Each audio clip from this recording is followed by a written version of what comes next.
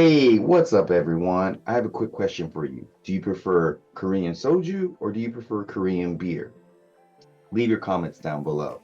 Yeah, I'm Matt from Diazable coming at you with a new album review, and today I am checking out one of the newest and hottest artists out here in South Korea called the Soju Queen with her newest album, The Samurai Princess 2.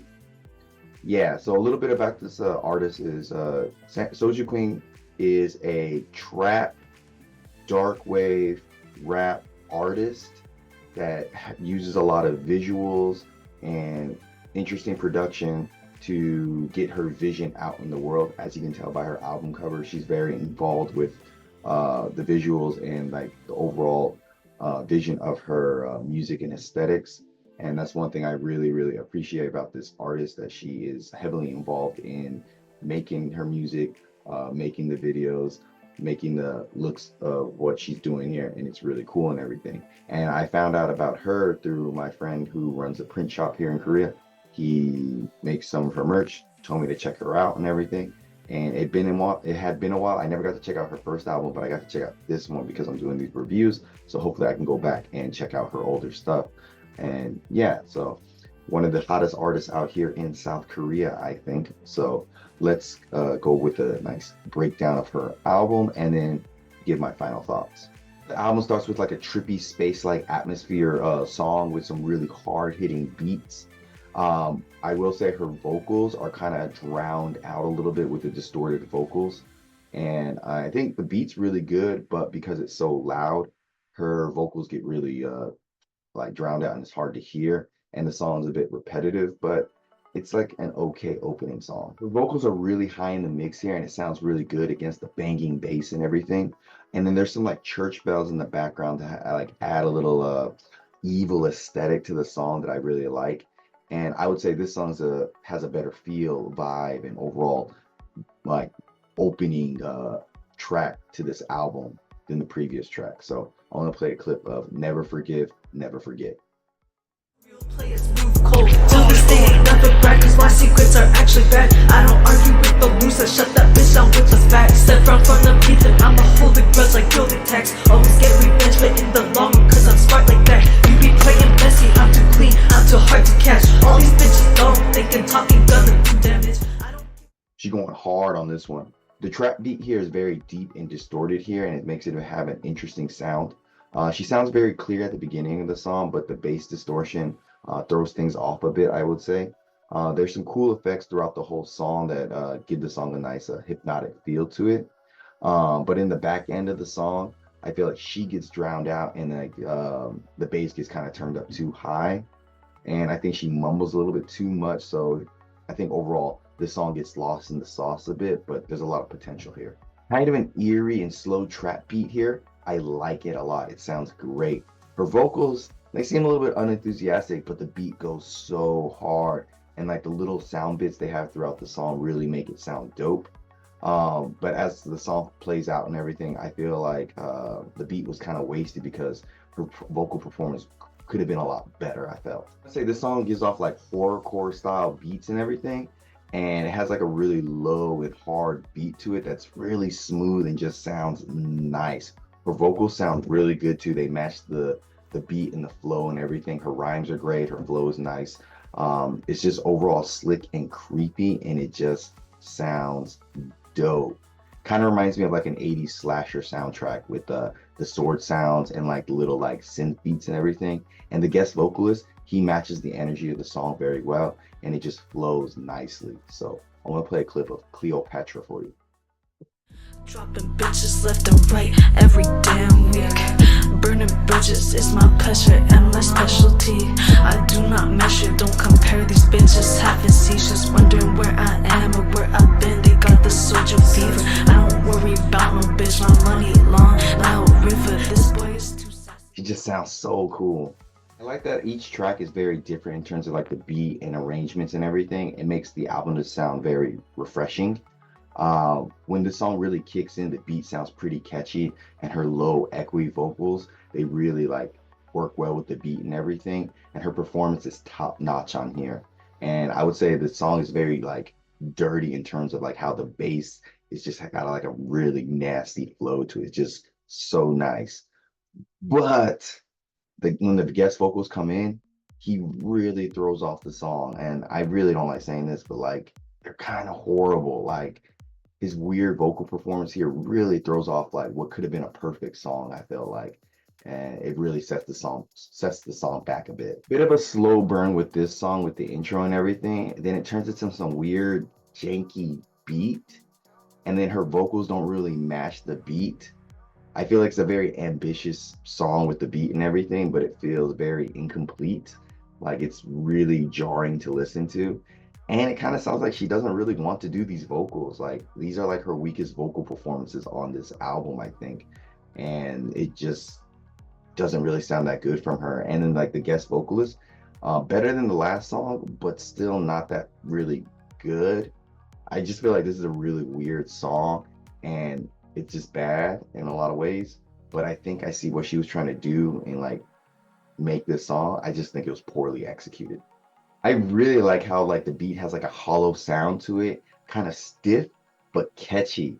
It's weirdly like robotic, but it sounds so hard. And the guest vocals with their screams and everything over the robotic vocals and everything is just very intense and very well done. And it just as the song progresses, it just gets better in terms of like production, performance, atmosphere, and like the two vocalists with their different screaming styles. It just blends all like together very well and everything. And compared to the last song, this is just like night and day in terms of like an awesome song and everything. So I'm gonna play a clip of Karma for you.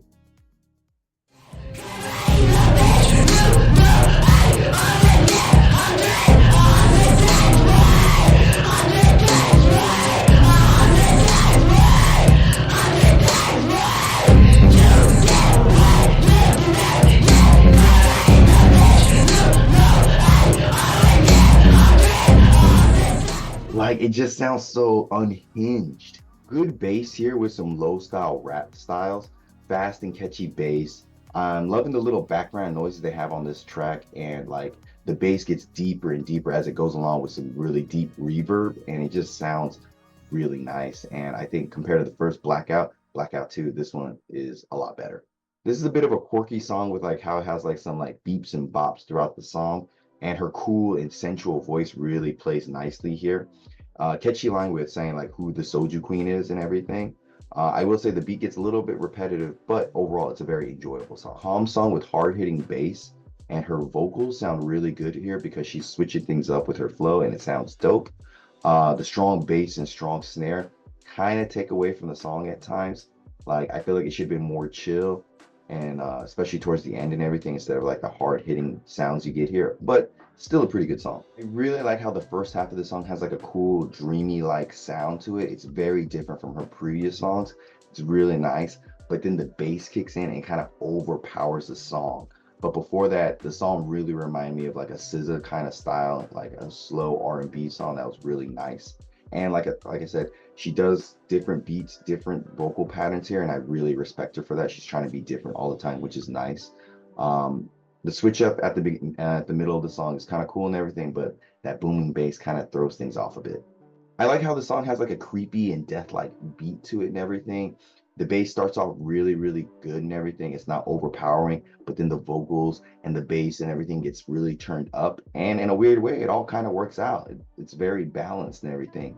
And I feel like she puts a lot of effort and a lot of like energy in this last song because it feels like it's got some like nasty energy to it in the best possible way. Like, boom, this is the final track. I'm going all in on it, and it pays off a bit with just the sound, her vocal performance, and everything sounds great and everything.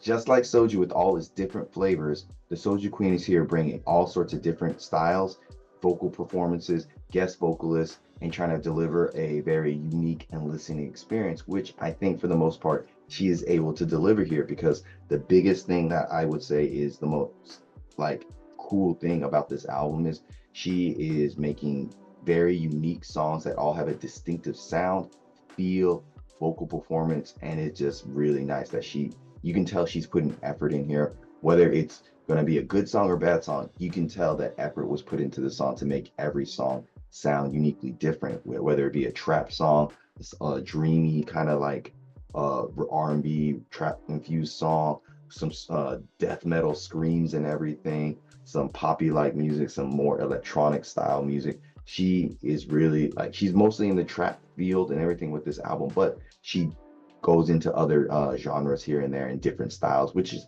nice and refreshing. And I think she has the vocal chops to back up a lot of these different styles, because she changes her flow up, her singing style for a lot of the songs. And some of them, unfortunately, a little bit lackluster, not as enthusiastic, but then other tracks, she sounds really, really good. So I really respect that she is experimenting with her sound, her vocals, and doing things unconventionally and unorthodox and doing a lot of different things. And so that I can really respect and everything. The production here, it's really good, but I feel like, yeah, you're supposed to be in a club listening to this, because the bass is crazy thick and crazy loud, and at times it drowns out the vocals in certain parts of the song. But I think that's the point. You're supposed to be listening to this in a club and just banging it out and everything. So in that setting, it makes sense. But in the listening experience, it does take away from the overall enjoyment of some tracks here and there, but the bass does add a lot to a lot of the songs, and just it hits right.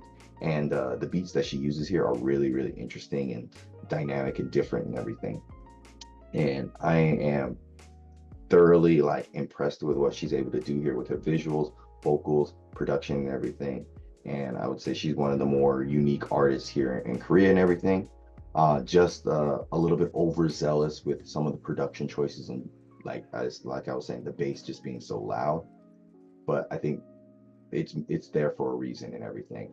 I would rank this album from the Soju Queen, Samurai Princess 2, a good solid.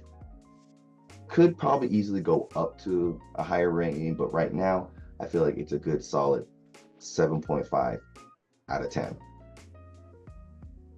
So let me know what you feel about this album. Check her out. She's a new artist here in Korea and everything. She's putting a lot of work. She deserves a lot of recognition and everything. So links down below. Check her out and check out this other video I got going on. And until next time, guys, see you in the pit.